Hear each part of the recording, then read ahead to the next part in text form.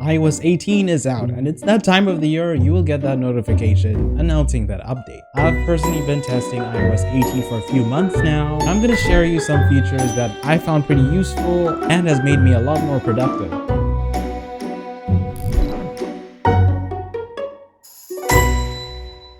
Quick disclaimer, this video will only be covering iOS 18, not iOS 18.1. So no Apple Intelligence is required for all of the stuff I'm going to share you right now. Let us talk about the lock screen. The lock screen is really important. I mean, it's literally the first thing you see when you turn on your phone. The one cool feature that Apple finally let us change are these two buttons down here. You don't need to have a flashlight or a camera button anymore. If you want to change these, all you need to do is tap and hold your lock screen and click customize. Now right over here, you can click the minus to get rid of your button, click the plus to bring up this library full of so many buttons for you to choose from. This is really useful, so you can customize this however you want. But just let you know, at the time of this recording, there are no third-party buttons here yet, but I do believe in the future there will be once the actual iOS 18 releases. It's just at the time of this recording, I'm still on the beta. So let's say you have a shortcut that you use for work, and you're one of those people that also change the wallpaper too. Those buttons will be saved to the wallpaper you set it to. So if I'm working, I would like to have some ChatGPT here. If you want to add an app, just need to click open app over here, and I'm going to pick ChatGPT because when I'm working, I use the app ChatGPT quite a bit. That's just going to make it so much more easier, so I don't have to always open the phone and click on ChatGPT. It's just going to make life so much easier. I also made a focus mode I call chill mode. It's just for me to relax, play games, watch Netflix or Apple TV. One button that would make sense here is the remote. I mean, that just makes sense.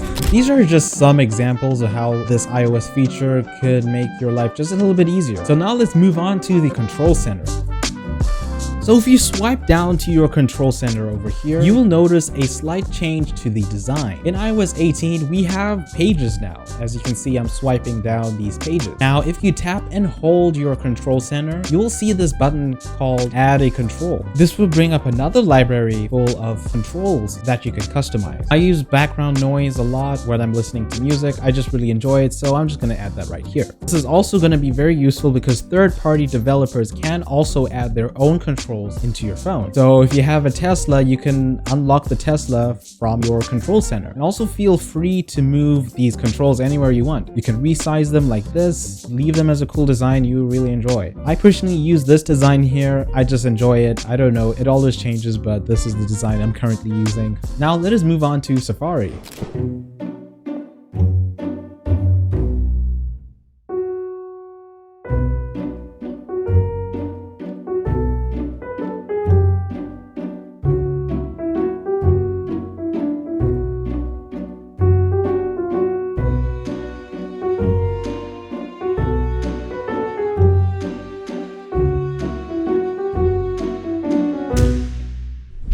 iOS 18 introduces new features to Safari. Now you can hide any distracting item on a website. All you need to do is click this icon over here and click the button Hide Distractions, then click the thing you do want to hide and click Hide. It's pretty simple, and that animation is just crazy. This animation is so over the top. I mean, it is supposed to hide distractions, but the animation itself has become the distraction. I cannot stop playing with this. I'm literally just gonna start deleting things on a website for fun. You can also use this to block ads too, temporarily. This is not an official ad blocker. You can block ads temporarily, but if you refresh the page, the ads will come back, just to let you know. So if you are on a website like Wikipedia or just a really boring website with a lot of text, it is important and you do need to read it. You can click this icon again and you can actually turn it into a little simpler website. You can also change the colors here too. It just looks a bit better. It's like an Apple themed website. Another interesting feature is if you click listen to website, you can actually listen to the website like an audiobook. This is going to make it so much more useful, like if you want to read a website while you're driving or there's something you do need to hear. It's so important, but you just don't want to read it. You can let Siri read it for you.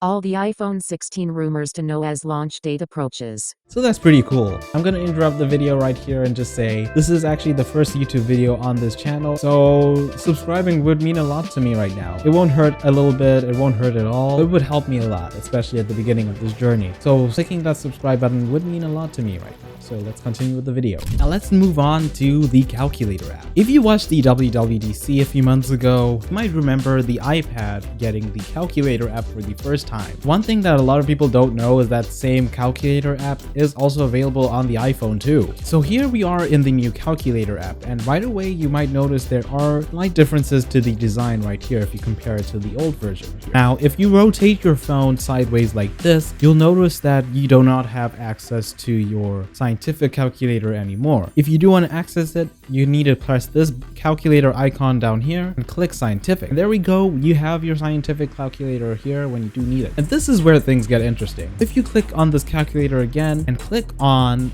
math notes, it will actually bring you to this blank page. You just need to make sure you create one and click the pencil icon and just start drawing or writing any math equation you do want to solve, just like you would on a piece of paper. And it would automatically solve it in your handwriting. And also, if you put a graph like this, it will actually make the graph for you, which is pretty useful. I wish I had this many years ago. It's a pretty useful feature. This might be the most useful feature. And I'm also genuinely concerned because a lot of kids might use this to cheat on their homework, but I get it. This would save so much time in doing some calculations. The fact that you can literally just write your equations down and it would solve it for you in your handwriting. That is pretty cool. So I've used iOS 18 for a few months now, and it's safe to say that it does make my life a little bit easier. There are obviously way more features that I didn't cover in this video, but I just wanted to cover the ones that did help me a lot. A lot of the other ones are just more customizable features that are pretty cool and fun to use, but I don't really find them that useful. If you want me to cover more features in the future, feel free to comment. I will read as many as I can because this channel is so small. I can literally read every single comment and maybe respond. That is it for me today, and I'll see you next time.